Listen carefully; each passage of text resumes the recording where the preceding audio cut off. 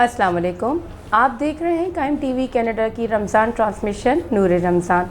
मैं हूं आपकी मेज़बान महविश नासिर। जैसा कि आप जानते हैं कि हम रमज़ान की रहमतों और बरकतों को समेटे चल रहे हैं और इसके लिए हमारे साथ मौजूद हैं ज़ाकरा अहले बैत शगुफ्ता जैदी साहिबा। अस्सलाम वालेकुम। वालेकुम अस्सलाम। कैसी हैं आप? अल्लाह का शुक्र, बिल्कुल। कैसे चल रहे हैं रोज़े? बहुत अच्छे रोज़े जा रहे हैं माशाल्लाह से। गर्मी भी ज़्यादा है और बहुत खुदा का करम है कि सभी रोज़े रख रहे हैं माशाल्लाह से। अच्छा आपा, सबसे पहले तो आज की दुआ हो जाए। आज 16 रमज़ान की जो दुआ है, मैं तमाम लोगों से गुजारिश करूँगी कि सब लोग मेरे साथ पढ़ें। बिस्मिल्लाहिर्रहमानिर्रहीम। अल्लाहुम्मा वफ़िक़नी फ़ीहे लिमवाफ़िक़ातिल अबरार व जन्निबनी फ़ीहे मुराफ़िक़ातिल अशरार व आविनी फ़ीहे बिरहमतिका इला दारिल क़रार बे इलाहियतिका या इलाहल आलमीन। इसका तर्जुमा है, बारे इलाह इस महीने मुझको नेकुकार लोगों के साथ करार दे और बुरे लोगों की रफ़ाक़त से बचा और अपनी रहमत से आलम जादवानी की तरफ पहुँचा दे, अपनी रबूबियत के सहारे ए आलमीन के माबूद। आज की 16वें रमज़ान की ये दुआ और बहुत खूबसूरत इसका माशाल्लाह। ये सारी दुआएं जो हैं वाकई क्या कुछ और मांगा जाए, इस दुआ में ही सब कुछ है। बेशक, बिल्कुल। हर दिन की एक अलग दुआ है, हर दिन की अलग। और वही बात है कि कोई चीज़ रिपीट नहीं होती। मैं आपसे यही कह रही थी कि किसी ज़ाहिर है ये हमारी आइमा ने बताई हुई है रोज़ की दुआएं, तो उसमें कोई भी जुमला रिपीट नहीं है, हर दफ़ा नई दुआ है। बिल्कुल बिल्कुल। अच्छा आपा, मेरा आपसे सवाल है कि वो कौन से ऐसे अमाल हैं जो खुदा की निगाह में मकबूल हैं, और वो कौन से लोग हैं जिनका नाम अमाल खुला रहता है? वो खुशनसीब लोग जो हैं वो 5 हैं। सुभान अल्लाह। वो खुशनसीब लोग के जिनका नाम अमाल क़यामत तक के लिए खुला रहता है। ये बड़ी खुशनसीबी की बात है कि किसी का नाम अमाल हमेशा खुला रहे और वो ज़िंदा रहे। तो कहा कि 5 ऐसे लोग हैं कि जिनका नाम अमाल क़यामत के लिए खुला रहता है। सबसे पहला जो सिफत है उसके अंदर कहा कि अगर कोई शख्स किसी को पानी पिलाता है। सुभान अल्लाह। ये मैं आज इस प्रोग्राम के तवस्सुत से ख़ास तौर पे अपनी बच्चियों को और अपने बच्चों को बताऊंगी कि पानी पिलाने का सवाब इतना ज़्यादा है, इतना ज़्यादा है कि कहा गया कि अगर किसी को पानी पिलाने का सवाब पता चल जाए ना, तो वो इस तरह गिलास हाथ में पानी का लिए खड़ा रहे। सुभान अल्लाह। तो कहा कि जो किसी को पानी पिलाता हो। अब मैं आपको इसकी छोटी सी मिसाल दूँ वाक़े की सूरत में कि जनाब हमज़ा जब शहीद हुए तो जनाब रसूल खुदा सल्लल्लाहु अलैहि वसल्लम ने एक दिन उनको ख्वाब में देखा और उनसे पूछा कि चचा आप ये बताइए कि आपको मरने के बाद सबसे ज़्यादा किस चीज़ ने फ़ायदा पहुँचाया? तो जनाब अमीर हमज़ा ने जवाब दिया कि सबसे ज़्यादा जो मुझे फ़ायदा पहुँचाया वो पानी पिलाने का सवाब था। कहा अल्लाह ने इसका सवाब मुझे इतना ज़्यादा अता किया। उसके बाद उन्होंने कहा कि मैं किस तरह से लोगों को पानी पिलाया करता था कि जब हज होता था और हाजी आया करते थे, तो कहा कि मैं जितने भी हाजी आते थे मेरा काम था उनको पानी पिलाना, क्योंकि मेरे वालिद की वसीयत थी कि जितने भी हाजी उनको पानी पिलाया जाए। कहा कि मैंने कोई जानदार ऐसा नहीं था कि जिसको मैंने पानी ना पिलाया, तो सबसे ज़्यादा तो मुझे पानी पिलाने का सवाब हासिल हुआ। उसके बाद आपने कहा कि मुझे उसके बाद जो दूसरा सवाब मुझे हासिल हुआ वो आप पर दरूद भेजने का। सुभान अल्लाह। कहा कि मैं आप पर दरूद भेजा करता था, मुझे इसका सवाब हासिल किया। और तीसरा जवाब सुन के आप बहुत खुश हो जाएंगी। तीसरा जवाब उन्होंने कहा कि मुझे अली से मोहब्बत तो पहले ही थी। कहा कि लेकिन इस मोहब्बत का जो सवाब है मुझे कब्र के अंदर आके पता चला कि मौला अली अलैहिस्सलाम की मोहब्बत क्या मानी रखती है। तो बस अब आप सोचिए कि एक पानी पिलाना, जो शख्स किसी को पानी पिलाता है उसका नामा अमाल क़यामत तक के लिए खुला रहता है। दूसरा, उस शख्स का नामा अमाल खुला रहता है कि जो किसी के लिए एक दरख्त लगाए। سبحان اللہ. کہا کہ اگر کوئی کسی کے لیے ایک درخت لگاتا ہے اور جتنی مرتبہ لوگ اس کے نیچے سے اس کے سائے میں تھوڑی دیر کے لیے بیٹھیں گے تو اس کا شخص کو اتنا ہی ثواب حاصل ہوگا قیامت تک کے لیے. سبحان. تیسرا میرے مولا فرماتے ہیں تیسرا ثواب اس کا ہے کہ جو مدرسے اور امام بارگاہ تعمیر نہ کرے لیکن صرف ایک اینٹ لگا دے. سبحان اللہ. ایک اینٹ لگا دے، اور اگر وہ ایک اینٹ اس مدرسے یا امام بارگاہ میں نہیں لگا سکتا، مسجد میں نہیں لگا سکتا، تو وہ صرف کسی کے راستے سے پتھر ہٹا دے. آپ یہ دیکھیے چھوٹی چھوٹی باتیں ہیں کہ کہا کہ اس شخص کا نام اعمال قیامت تک کے لیے کھلا رہتا ہے. پھر اس کے بعد چوتھا ثواب جو بتایا گیا وہ چوتھا ثواب کے جو اہل بیت کی شان میں کتاب لکھیں. پھر کہا کہ کتاب تو بہت بڑی چیز ہے کہ ہم اپنے مولا کے لیے یا اپنے اہل بیت کی شان میں کتاب لکھیں. ہر کوئی نہیں لکھ سکتا. کہا کہ جو ایک شعر، ایک قطع، ایک مطلب ان کی صفت ہی مطلب ایک کتاب میں لکھے، تو کہا کہ جب تک اسے پڑھا جاتا رہے گا نا. آپ یہ دیکھیے میں بعض دفعہ جب یہ میں صفت پڑھتی ہوں تو میں سوچتی ہوں میں اور آپ کتنے خوش نصیب ہیں، کتنے خوش نصیب ہیں کہ ہمارا کام ہی ہر وقت لکھنا ہے، ان کی شان لکھنا ہے، ان کے فضائل لکھنا ہے. تو میں یہی سوچتی ہوں، میں نے کہا اللہ تعالیٰ بس ہم لوگوں کو بھی ان لوگوں میں شامل کر دے کہ جن کا نام اعمال قیامت تک لکھا ہے. کوئی ایک شعر ان کی شان میں ایک شعر ہی لکھ دے تو اس کا نام اعمال قیامت تک. پھر اس کے بعد پانچویں چیز جو نیک اولاد چھوڑ جائے. سبحان اللہ. نیک اولاد جب تک کہا کہ جب تک وہ نیک بچے نیک اعمال کرتے رہیں گے اس کا ثواب مرنے والے کو پہنچے گا اور اس کا نام اعمال قیامت تک کے لیے کھلا رہے گا. تو یہ 5 چیزیں یاد رکھیں کہ ایسے مومن اللہ تعالیٰ ہم سب کو بنا دے جن کا یہ 5 صفات جن میں پیدا ہو جائیں. کتنی چھوٹی چیزیں ہیں. پانی پلانا. ہاں پانی پلانا دیکھیے کیا مشکل ہے. اور کسی کے لیے چھوٹا سا درخت لگا دینا اور پھر وہ تناور درخت بن جائے تو لوگ بڑا. دین ہمیں آسانیاں بتا رہا ہے کہ آپ کتنے اچھے سے اپنے اعمالوں کو اچھا کر سکتے ہیں. آپ یہ دیکھیے کہ آپ کو میں نے بہت سارے ایسے لوگ دیکھے کیونکہ ظاہر ہے مجالس پڑھنا. تو ہمارے ایک بقیت اللہ میں ایک صاحب کا انتقال ہو گیا. بڑے مطلب ماشاءاللہ بہت نیک مومن تھے اور انہیں نہ جانے کتنے ان کے پورے گھر کے آگے نا، ان کے گھر کے چاروں کونوں میں نا انہوں نے پانی پلانے کا انتظام کیا ہوا تھا تاکہ جو مزدور جو لوگ گزریں. اللہ تعالیٰ نے ان کو یہ ان کو ثواب عطا کیا کہ آج ان کی قبر جو ہے نا بالکل ایسا لگتا ہے جیسے باغ ہے. ان کے بچوں نے ان کی قبر کے جتنا بھی راستہ ہے اس کو ایک باغیچے کی شکل اختیار کر دی. جب آپ اندر داخل ہوں گے تو آپ سوچیں گے کہ یہ کسی یعنی وہ جو ویران قبرستان تھا ان کے بچوں نے اس کو باغ بنا دیا. سبحان اللہ. یہ نیک اولاد کا بھی ثواب ہے اور یہ ان کی نیکیوں کا ثواب ہے کہ ان کی اولاد آگے ان کے لیے نیک اعمال کرے. بے شک ہے.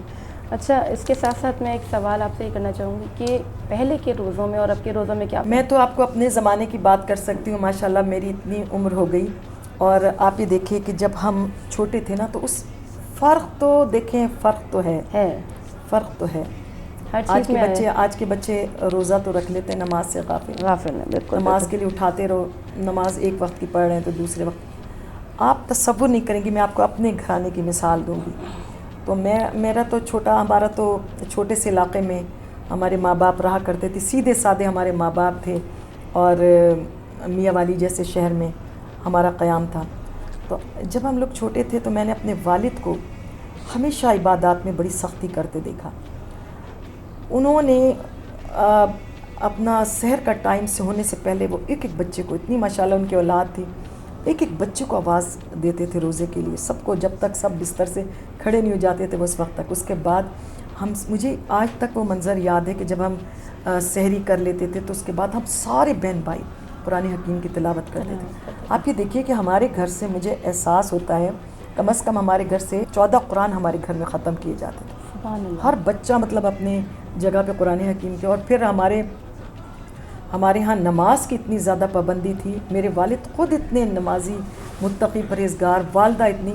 تو آپ دیکھیے کہ اس کا اثر جو ہے نا، اس کا اثر ہمارے بچوں میں، ہم نے پھر اپنے بچوں کو وہی تربیت. میں کراچی میں دیکھتی ہوں لوگ روزوں کو کچھ سمجھتے ہی نہیں. ان کے لیے روزے عام دنوں جیسے ہیں. لیکن میں یہ کہتی ہوں کہ خدا کا شکر ہے کہ ہمارے والدین نے ہماری تربیت کی، عبادات کے معاملے میں، روزے کے معاملے میں، ہر چیز کی انہوں نے ہماری تربیت کی. اس کے بعد ہمیں احساس ہوا تو آپ یہ دیکھیں کہ پھر ہم نے اپنے بچوں کو آگے روزے رکھوائے.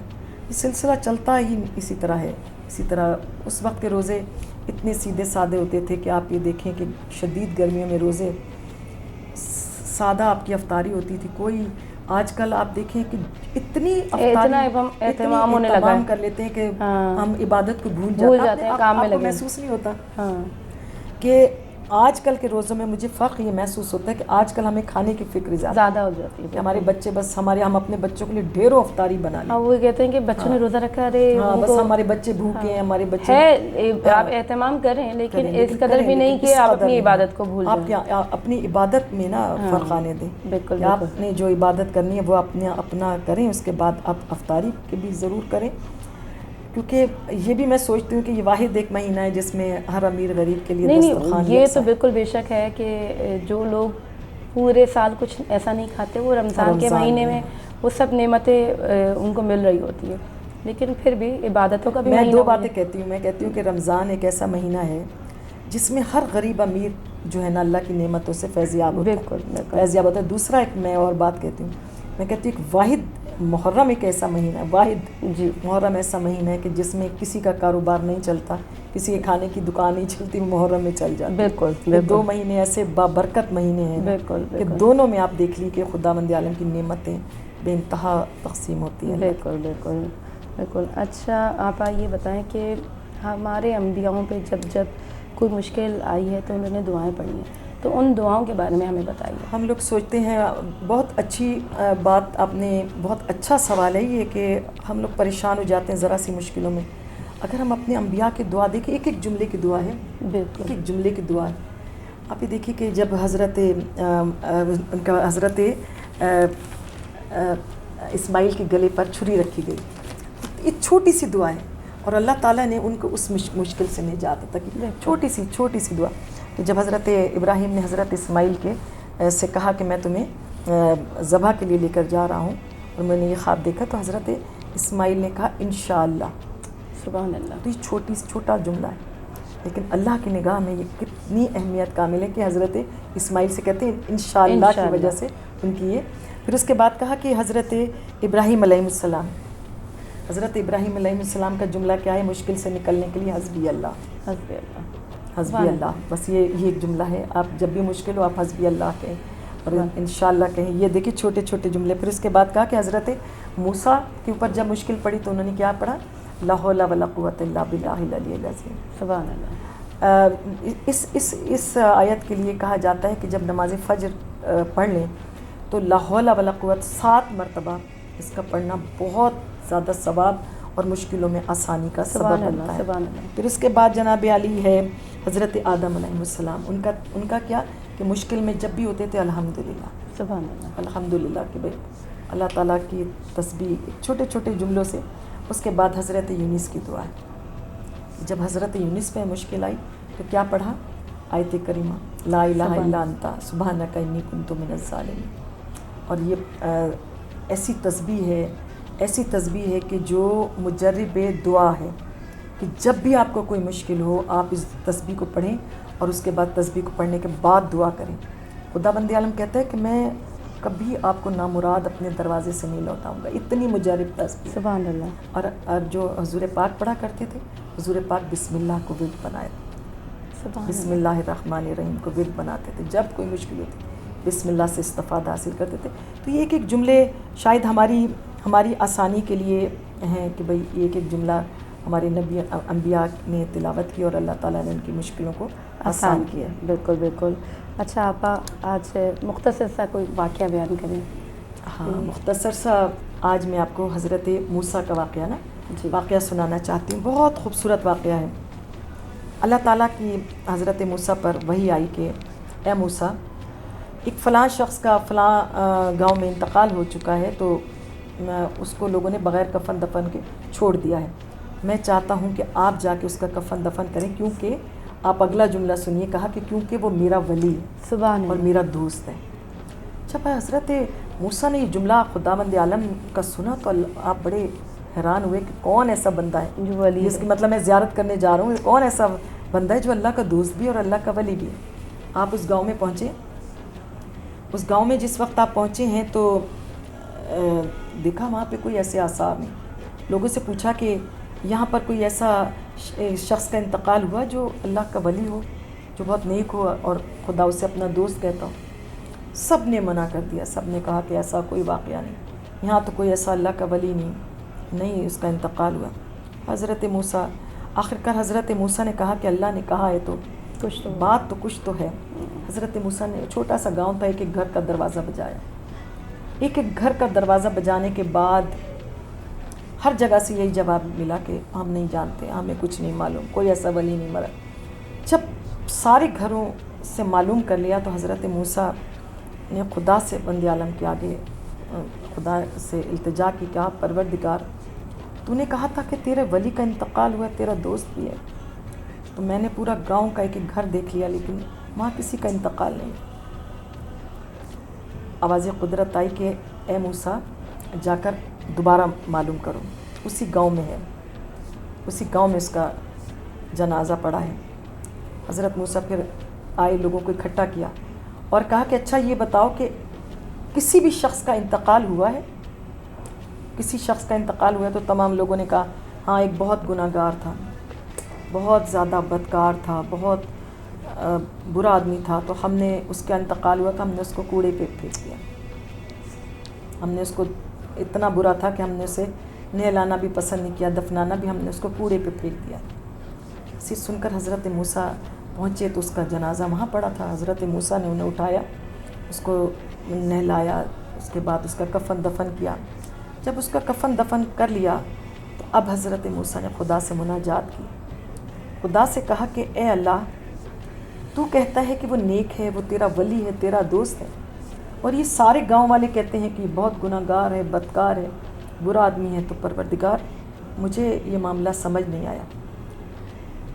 پروردگار عالم نے حضرت موسیٰ سے کہا کہ اے نبی وہ لوگ جو کہتے ہیں وہ صحیح کہتے ہیں، کہا وہ لوگ بھی صحیح کہتے ہیں لیکن میں بھی صحیح کہتا ہوں کہ یہ میرا ولی اور میرا دوست۔ حضرت موسیٰ نے وجہ پوچھی کہ پروردگار وجہ بتا دے، تو اللہ تعالیٰ کی آواز آئی، اللہ نے کہا اے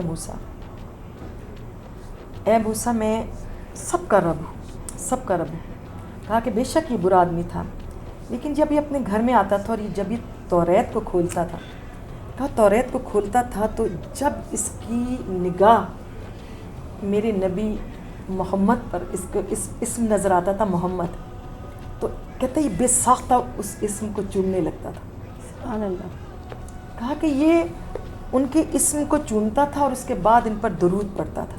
سبحان اللہ۔ تو کہا کہ سارے گناہ اس کے ایک طرف، لیکن یہ جو عشق، جو میرے حبیب سے اس کا عشق ہے نا، وہ اس کے ہر گناہ پر بھاری ہے۔ سبحان اللہ۔ کہا کہ مجھے اس کی یہ ادا اتنی پسند آئی کہ میں نے اس کو اپنا ولی بنا لیا اور اپنا دوست بنا لیا۔ سبحان اللہ، بہت بہت خوب۔ بس آپ دیکھیے کہ میں اس واقعے کو پڑھنے کے بعد میں سوچنے لگی، سوچئے کہ جس کو جناب رسالت مآب صلی اللہ علیہ وآلہ وسلم سے عشق ہو جائے اس کا مرتبہ خدا کی نگاہ میں کیا ہوتا ہے۔ بے شک۔ سوچئے جس نے اہل بیت سے محبت کی، ان کا مقام بالکل بالکل خدا جانتا ہے، میرے نبی جانتے ہیں۔ بہت خوب آپا، بہت بہترین۔ انشاءاللہ پھر کل ملاقات ہوگی، جب تک کے لیے آپ کا بہت شکریہ۔ آپ دیکھ رہے ہیں قائم ٹی وی کینیڈا کی رمضان ٹرانسمیشن نور رمضان، میں ہوں آپ کی میزبان مہوش ناصر۔ انشاءاللہ کل پھر ملاقات ہوگی، کل تک کے لیے اجازت دیجیے، اللہ حافظ۔